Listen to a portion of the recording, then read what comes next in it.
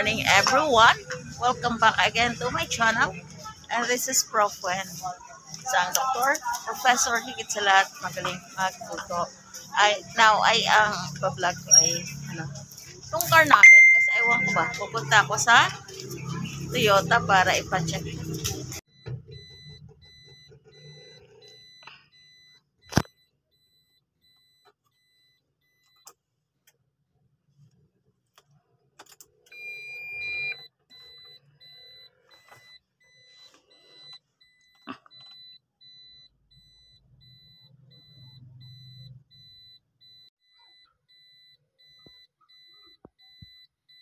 Yun yung car ko na nirequest ko ipatow kasi papunta sa casa. Kasi hindi na gumagalaw eh. So, sabi nung nasa Toyota, malamang daw may problema sa electric. So, ayun. Kaya mahal din pala pag nag-request na ipatow ang car mo. Kasi biro mo, maliit lang, malapit lang kami. Tapos, barangay 28, so Tubalito lang. Mahal ang bayad. Pero anyway, ako nag-request nito, hindi naman nato ang car ko dahil nakahambalang sa kalye. Kundi, request ko talaga para dalhin ito sa Toyota para ipakasa. So, ayun po. Yung iba kinabahan kasi akala siguro matuto na rin ang kanilang sasakyan. Dahil hindi lang kasi makagalaw na. So kahit pa paano, good service. Kaya lang, syempre, value the money.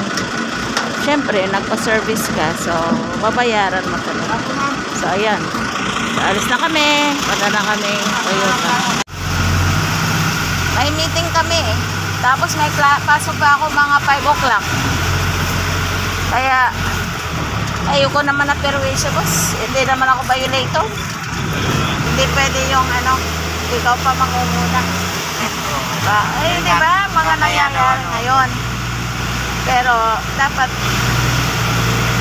lead by example. Diba? Kay Gatchalya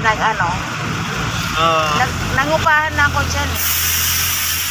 Mag-pandemic na lahat, kahit nakastock lang. Ayan, bayad pa rin. Bayad pa rin po? Walang tawad.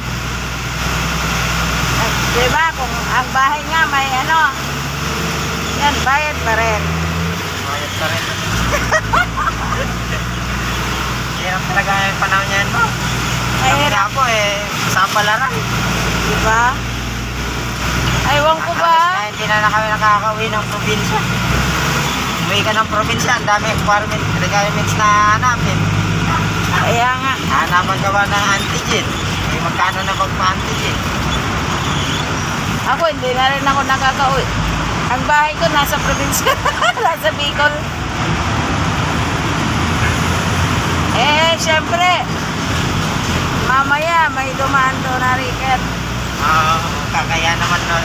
Pero ako lang naman nakaparada doon. Kaso, ayoko naman palapitin pa ako, di ba? Oo. Saka, gusto ko naman talaga ipaayos yan. 9 years na yan. Ito po? Oo, ngayon pa lang ako magpapaayos. Ganda ang gamit mo ba? Ako lang nagagamit yan sa asawa ko.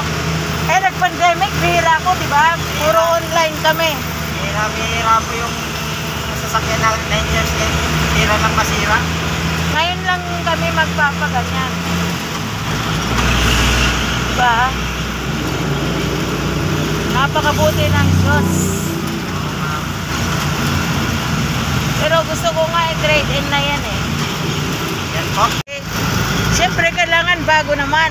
At saka sakali naman po, papalit nyo dyan ma'am. Kahit rush na lang, yung rush. Toyota Rush to? Oo. Maganda rin po yun yung Toyota Rush. Tsaka 7-seater din yan eh. Oo. kasi ang problema, baka hindi kasi sa ano, kasi gusto naming pagawan ng park yung ano, yung una ng bahay. Baka hindi kumasya. Yung, baka matangkad. Medyo diba? mataas mo kasi yun eh. Kaya ano, pero kakasya siguro yun. Hindi pag nagpagawa po kayo ma'am, eh, kasing taas lang po yun ng Innova ma'am eh. Kaya, Ganyan lang po yan. kasya siguro yun. Mga ano po, mga 6 feet yung taas po. Yung gawin yung garahe po, para sakto po yun. Kaya nga.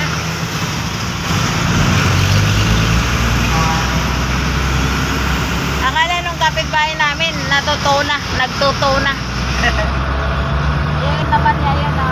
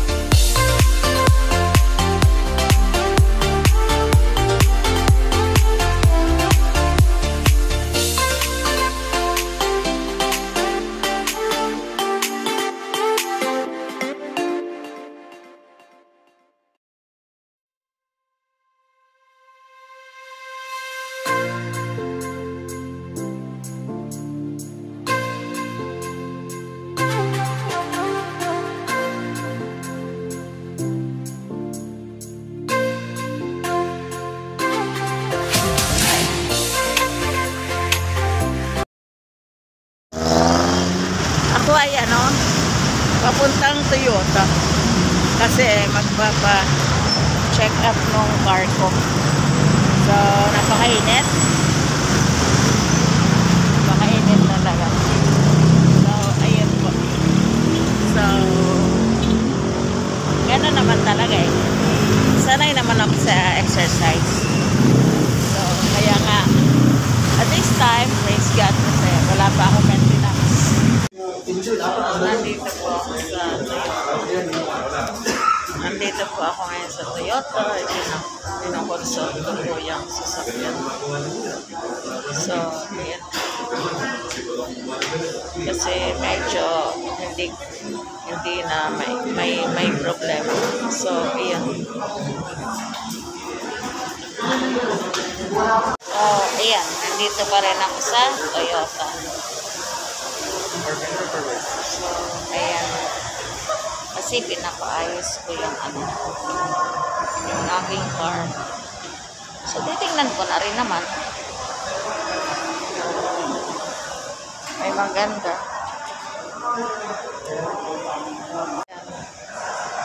So, maraming magaganda ang car ngayon. Rush. So, parang ito. Parang maganda ang rush. So, ayun nga.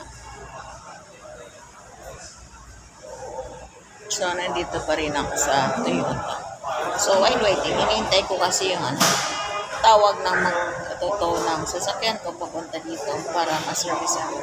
Kasi kung yung magsa-service ang mag-aayos at hindi pa naayos, 3.5 daw ang charge. Pero kung dito na, so at least, na-tow na kasi kung di maayos, may charge pa, tapos may tow pa. So, parang so, yan, pumayag na rin ako kasi okay naman. At saka mas gusto ko ang service. Yan. So, ayun.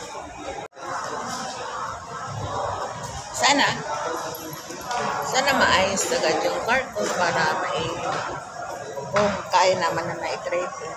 Kung magka-igin ang presyo, so i-trade in ko na lang dito. Para makakuha ako ng bago. So, syempre. So, ayun po. So, ang hirap pala ng yung baka ang suspensa nila kasi sa electrical. Sa electrical. So, yun na. Baka nalakagat. So, ayun naman po. So, yun. Sana nga bago mag-alas 2 nakuha kasi may online class, ay may webinar ko. So, yun lang po. At, so, kakape muna ako dito. So, ayan. Kakape muna ako bago ako uwi. Kasi,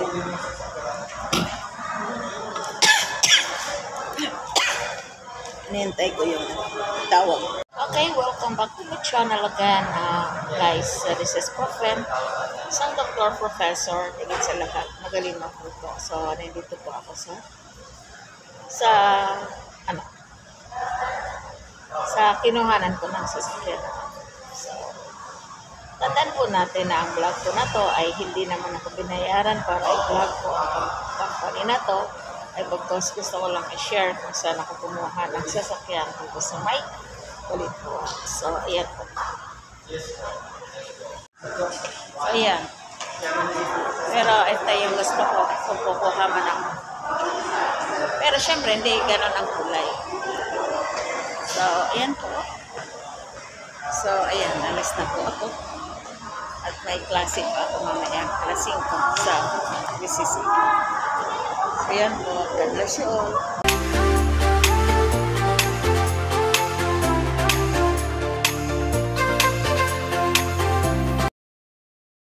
Nandito sa Toyota.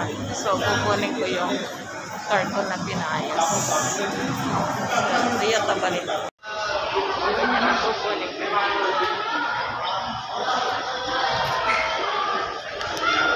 Makuha ko. Kapay nandito sa Toyota to take my car. Ganda naman ang decoration nila.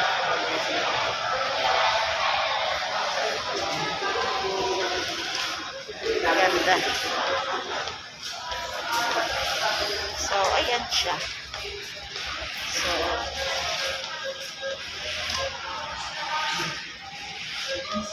ano ko yung meron dito? Ayan. So, ano na? Ayan. Marami silang balon. Hindi ko alam kung ano meron. Okay. Right now, I'm waiting. Tawagan ako. Nare-ready na daw yung car. Para makuha ko. So, ayan, kukunin ko na. Yan, ito. So, ito yung kinuha ko na yung car ko sa Toyota. At least, natapos na rin. Natapos na rin. Thank you, Lord.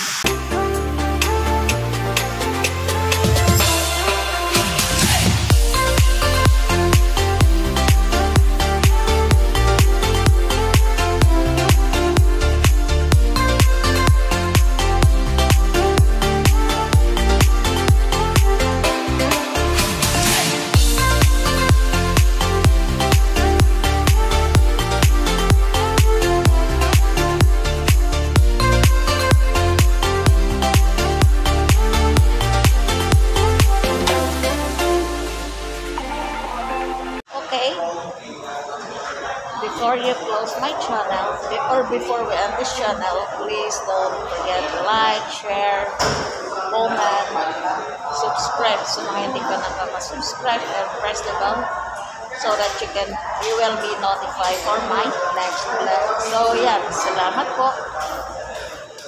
Yan po.